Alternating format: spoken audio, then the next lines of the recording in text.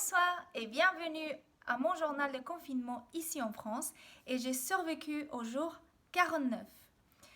Le bilan en chiffres à retenir ce lundi 4 mai au Mexique est de 23 471 cas confirmés de Covid-19. Le nombre de morts s'élève à 2154 décès. Le subsecrétaire de la Santé, M. López-Gatell, a affirmé que le Mexique n'a pas encore atteint le pic de l'épidémie et que celui-ci est attendu dans les semaines à venir. Il a aussi informé que la capacité hospitalière au niveau national est atteinte de 29%. Le problème a été que uniquement dans la ville de Mexico, la capacité est de 70%. C'est pour cela qu'ils ont pris la décision d'aménager l'autodrome Hermanos Rodríguez en hôpital provisoire afin de pouvoir faire face aux malades de Covid-19. Il a aussi été dit qu'à partir d'aujourd'hui, le plan DN3E et le plan des marines va être mis en place, ce qui veut dire que l'armée va donner main forte pour pouvoir faire face à cette épidémie, avec 126 hôpitaux et plus de 20 000 éléments de matériel médical. Donc du coup, maintenant l'armée va rentrer en scène pour pouvoir aider la population et pouvoir soigner les malades de ce Covid. Par ailleurs, le président Andrés Manuel López Obrador a aussi annoncé que la résidence Los Pinos, qui est en quelque sorte l'équivalent à l'Élysée, va être aménagée pour pouvoir accueillir tout le personnel médical qui ne veulent pas rentrer chez eux par peur de contaminer leurs proches. Et je veux juste vous informer que Los Pinos, normalement, c'était la résidence officielle du président, mais Andrés Manuel López Obrador n'a pas voulu habiter et l'a transformé en musée tout au début de son mandat. Donc du coup, c'est pas étonnant qu'aujourd'hui, il y a la capacité de pouvoir accueillir des personnels médicaux comme une sorte d'hôtel.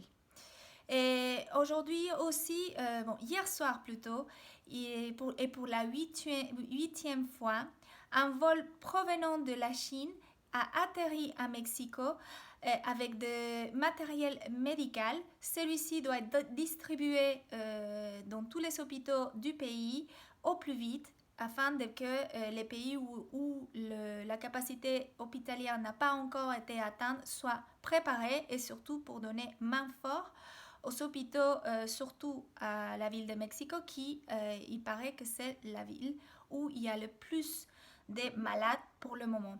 Comme vous avez bien vu, les chiffres ne sont pas très élevés, mais on n'a pas assez de tests pour pouvoir dépister tout le monde. Et du coup, il y a beaucoup de malades qui sont suspectés d'avoir le Covid-19, mais on ne peut pas le confirmer. Et si les cas ne sont pas confirmés, ils ne sont pas comptabilisés dans les chiffres officiels.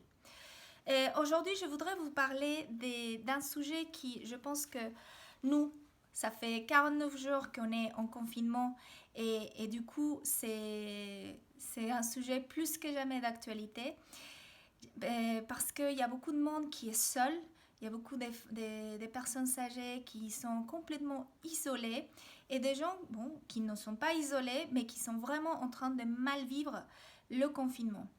Et ce sujet-là, c'est un sujet qui me tient à cœur, que j'ai vécu moi-même.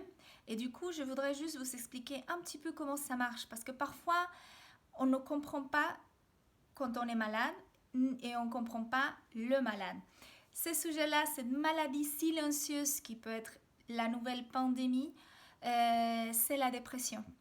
En effet, la dépression, c'est une maladie vraiment très silencieuse. On ne se rend pas compte vraiment à quel moment on commence à avoir les symptômes parce que souvent, on pense que c'est une grande tristesse et puis c'est tout, ça va passer. Ou à l'inverse, on pense qu'on est déprimé parce qu'on a une grande tristesse. Donc du coup, ça marche dans les deux sens. C'est une maladie qui est assez compliquée à accepter pour la personne qui est atteinte parce que on a, surtout dans le monde dans lequel on vit, on n'a pas le droit de tomber malade. Et comme c'est pas une maladie qu'on peut voir, vous voyez, je me suis cassé le bras, j'ai un cancer, j'ai des études qui avalent que je suis malade. Ici, c'est une maladie au niveau cérébral, une maladie de psychisme, psychisme, pardon. Et du coup, ça ne se voit pas. Mais parfois, très souvent, les symptômes de cette maladie peuvent atteindre le physique. Donc c'est pour ça qu'il y a beaucoup de maux de tête, qu'il y a des brûlures dans l'estomac, qu'il y a des vomissements, il y a des gens qui maigrissent, il y a des gens qui maigrissent. Et du coup, on ne comprend pas trop bien les signes, les signaux de cette maladie. Et vraiment, c'est une maladie qui peut amener à la mort. Et les gens atteints peuvent décider de finir avec leur vie. Donc du coup, c'est très important qu'on puisse observer les gens qu'on a autour de nous, les gens qu'on sait qui sont isolés et qui peuvent avoir un risque de dépression. Et aussi, il faut aussi que nous observons nous-mêmes. Et que surtout, il faut accepter que c'est une condition qui peut arriver à n'importe quelle personne. Ce n'est pas un sujet d'être plus faible ou plus fort ou d'être Wonder Woman ou Superman et que ne pas avoir le droit à se sentir mal. Et c'est une maladie qu'il faut prendre vraiment au sérieux. Donc du coup, il y a plusieurs signaux qui peuvent nous donner qui peut tirer la sonnette d'alarme. Et puis celui-ci, c'est bon. Il y a des gens qui peuvent être tristes, qui peuvent avoir des problèmes de concentration. Ça, c'est un des signaux les plus représentatifs de la dépression. Ils ne peuvent pas se concentrer, même pas pour regarder la télé. Ils n'ont pas envie de bouger. Vraiment, se lever du lit pour aller au canapé ou à la cuisine, ça demande un effort énorme. Et il faut qu'on comprenne ça. Et il y a aussi des insomnies. Il y a des gens qui peuvent soit, c'est plutôt des troubles de sommeil, soit ils dorment beaucoup, soit ils ne dorment pas beaucoup.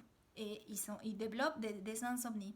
Donc du coup, c'est très important de faire attention à ces petits signaux qu'on peut voir. Bien évidemment, au moment dans lequel on se rend compte que ça fait 1 semaine, 2 semaines que je ne dors pas bien, ou que je dors beaucoup, que je n'ai pas faim, ou que je mange beaucoup, que je me sens sans aucune motivation, que soit j'ai envie de pleurer, soit j'ai envie de crier.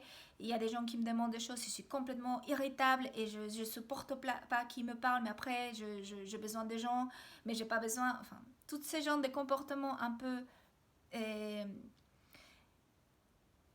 étranges, on va dire.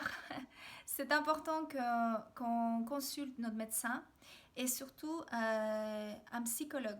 Il faut aller en thérapie. C'est un traitement qui va main dans la main. Il y a des gens qui ont vraiment besoin des médicaments, d'une aide médicamenteuse, plus la thérapie. Le médicament ne fait pas tout. Il y a des gens qui sont sortis de la dépression sans prendre aucun médicament antidépressif, uniquement par le biais de la thérapie.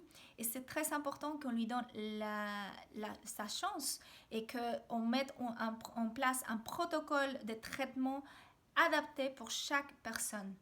Je sais que c'est compliqué. De côté du malade, on se sent toujours coupable. On se sent toujours qu'on n'est pas... On ne remercie pas assez, qu'on est ingrat parce qu'on a plein de choses et on se sent comme ça.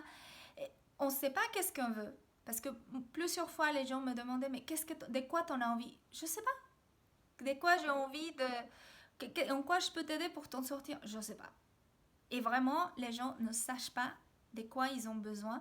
Ils le découvrent petit à petit, au fur et à mesure que la maladie les lâche un peu et qui évolue. Et il y a des choses qu'il faut vraiment faire attention avec une personne qui est atteinte de cette maladie. Il faut jamais le faire culpabiliser. Il faut jamais dire oh mais ça va, il faut que tu te décides pour t'en sortir. Non, ça marche pas comme ça. Malheureusement, ça marche pas comme ça. Le malade a vraiment envie de s'en sortir, mais il n'arrive pas. C'est beaucoup plus fort que lui. Donc du coup, quand on vient lui dire oui, mais il faut juste que tu aies un peu de volonté, ça nous, ça le fait encore plus culpabiliser et ça le fait encore plus sentir mal. Donc du coup, il faut éviter ce genre de phrases moralisatrices et positives. Allez, il faut que tu remercies tout ce que tu as. Non, il faut donner l'espace au malade pour qu'il puisse déjà comprendre sa maladie. Il faut être là, tout en étant là quand il en a besoin. Mais ne pas être là tout le temps parce que c'est pas ça non plus qu'il en a besoin. Il va au fur et à mesure, il ou elle va au fur et à mesure comprendre de quoi il en a besoin et parfois il va avoir besoin de vous et de vous appeler et de vous dire voilà je me sens comme ci, je me sens comme ça et après silence radio pendant une semaine. Il faut être là, tout va bien, ok. Mais sans être plus intrusive que ça, il faut lui donner à ces personnes-là le temps de pouvoir assimiler le tout. Et bien évidemment, je le redis encore une fois, c'est très important d'avoir une psychothérapie et l'aide de notre médecin traitant. Il y a beaucoup d'autres traitements alternatifs comme les fleurs de Bach, les tisanes. Il y a beaucoup de phytothérapies aussi qui peuvent aider à essayer de créer cette chimie que parfois il manque pour pouvoir avoir le coup de pouce physique pour pouvoir s'en sortir.